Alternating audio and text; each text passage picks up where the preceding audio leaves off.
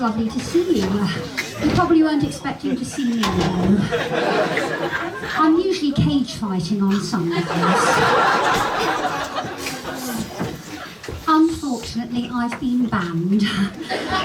Something to do with not understanding what no holds barred means. So Michael said I could try some stand-up comedy. I've got a lot of time on my hands since the Samaritans asked me to leave.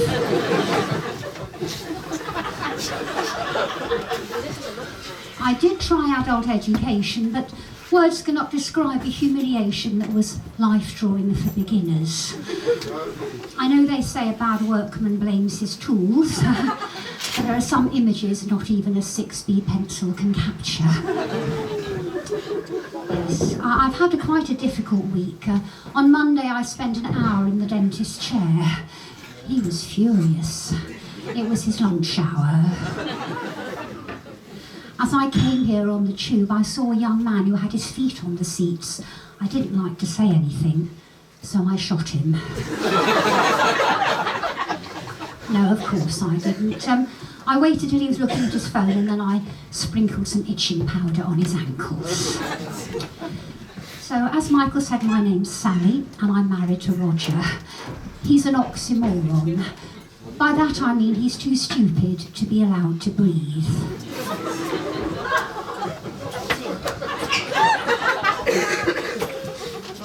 For my birthday, he bought me a gym membership.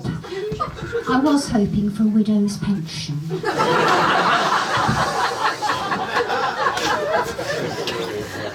The other day I arrived at aerobics and there was a new lady standing in my space, so I shot her. No, of course I didn't.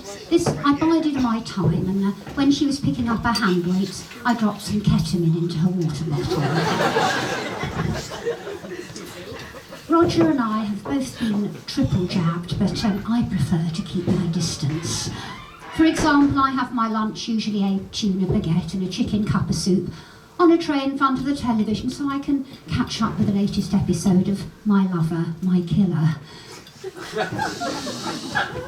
If I want some light relief, there's always the Jeffrey Dahmer story. Roger has his lunch on a tray in his study. He's still working from home. Sometimes I mess with his head by taking him coffee in a mug marked tea. I always make sure to WhatsApp Roger before going upstairs, just in case he's getting some light relief. We don't want a repeat of the coronation fiasco. Roger also has an hour to himself most days when I go for my walk, during which time he can release his tensions. Now, ladies, we know that men have needs, but we don't need to be there when they satisfy them. Roger's like a lot of men, I suppose. He thinks about sex when he's doing other things. I think about other things.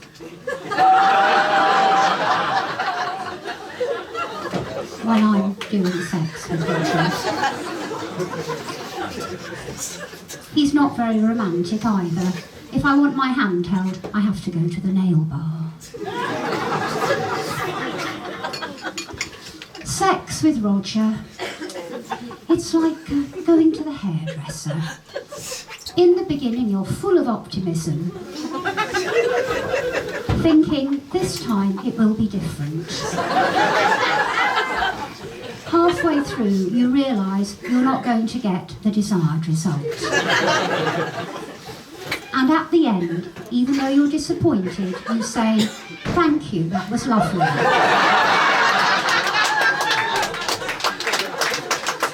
You don't clap, obviously.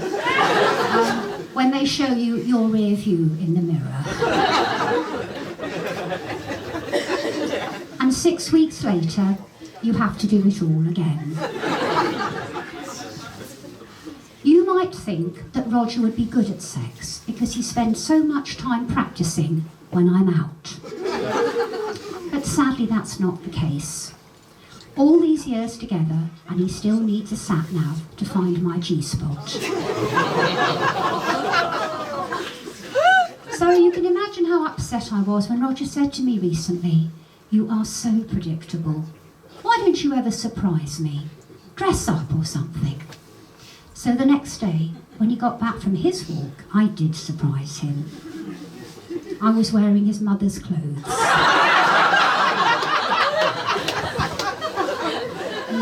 He wasn't laughing. I always thought he wanted me to be more like you, see, but it didn't go down well. I think it was too soon after the funeral. If I'd known Roger had a weak heart, I'd have done that ages ago. Anyway, the ambulance men were amazing. I take my hat off to them. It was Roger's mother's hat. That reminds me, years ago, when Johnny was little, Roger refused to take me out to lunch on Mother's Day because he said I wasn't his mother. So this year on Father's Day, I told him, "You're not Johnny's father."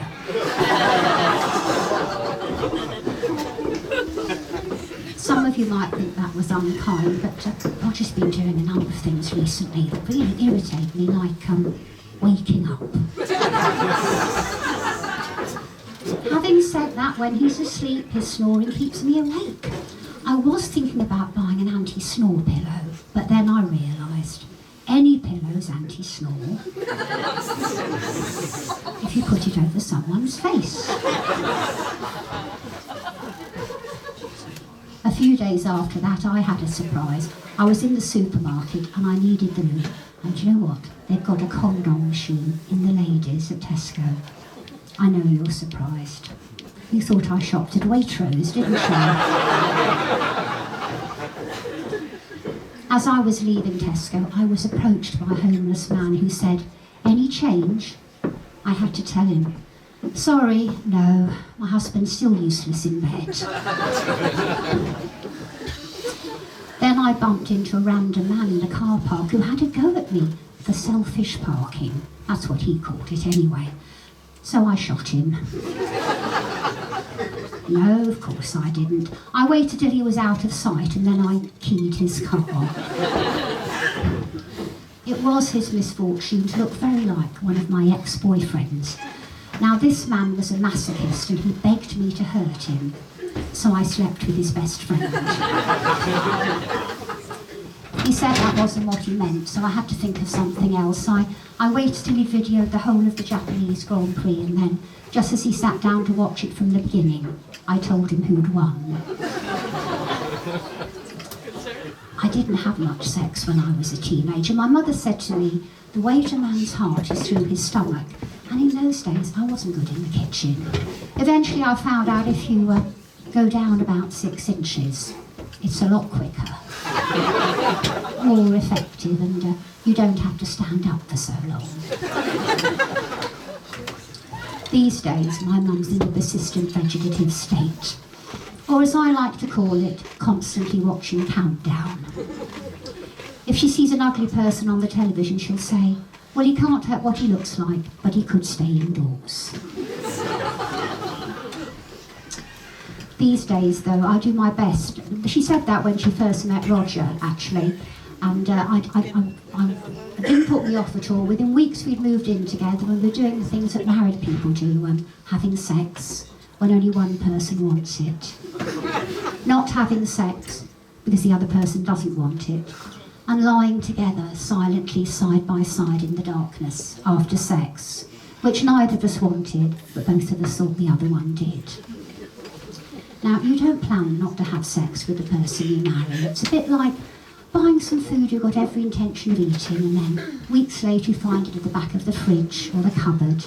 It's past its sell-by date. You don't fancy it anymore. And you can't even work out why you bought it in the first place. I sometimes think I'd rather read a good book than have bad sex, though I can do both at once. These days I do my best not to overstimulate Roger, and to that end I only ever serve decaffeinated coffee in the evenings as a precaution. But if I really want to dampen his ardour, I replace his Viagra with laxatives. I will occasionally oblige, though, because I find afterwards he's much more willing to clean the oven. Little tip there for the girls. Oh, another little tip for the ladies, don't get your hysterectomy on Groupon. My friend Angela did, and 6 months later she's still picking the iron filings out of her Spanx. Angela's divorced, sadly, she doesn't have anyone to clean her oven. But she has found this marvellous app that helps her meet suitable men. It's called Check a Trade. Now, I really should be going. As I was leaving the house to come to this gig tonight, I tripped and I fell over Roger's shoes in the hall, and I hurt my knee quite badly. He stuck his head out of the living room door and said, "Careful." Yeah. So I shot him. Thank you very much. I've been Sally Firth.